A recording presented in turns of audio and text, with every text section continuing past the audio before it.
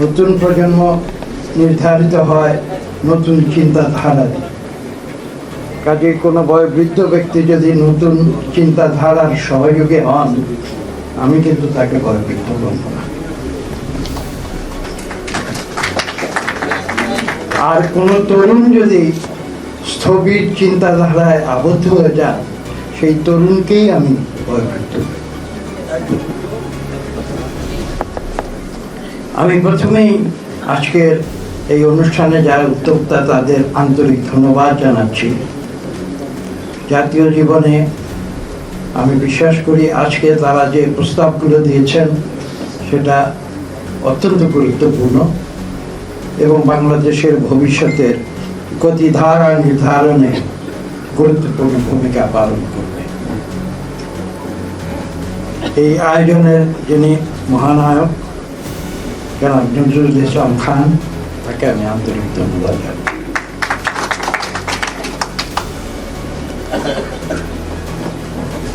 এই যে একটি বিষয় যে শ্রমিক, আমি নিজের ব্যক্তিগত একটি উদাহরণ দিয়ে বলি।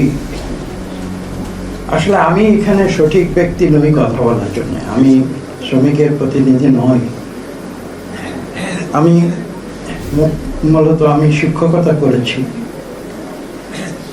এবং সেই হিসাবে অনেকেই আমাকে বলেন, যে শিক্ষকদের বলেন, সাধারণভাবে বলেন, সেই হিসেবে আমাকেও বলেন যে আমরা নাকি মানুষ গড়ার কারিগর। আপনারা হয়তো অনেকে জানেন না, আমি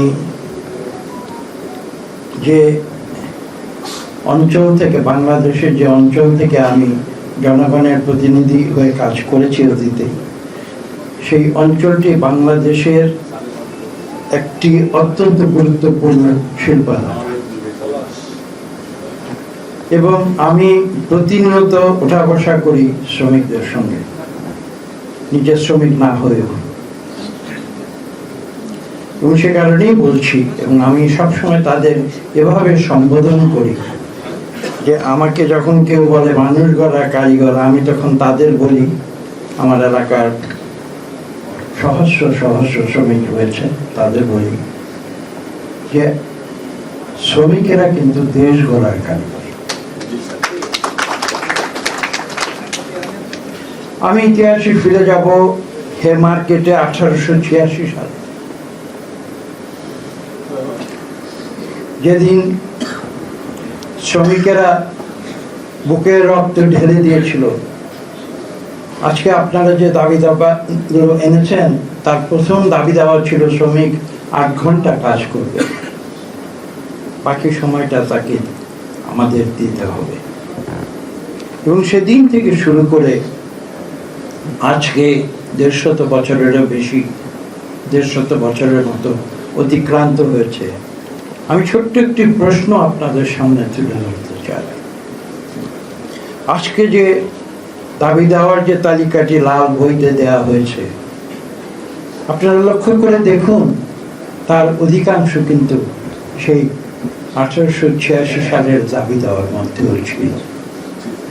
অর্থাৎ প্রায় 150 বছরেও শ্রমিকের অনেক দাবি আজ পর্যন্ত পূরণ করা হয়নি। কেন হয়নি? কাদের কারণে হয়নি?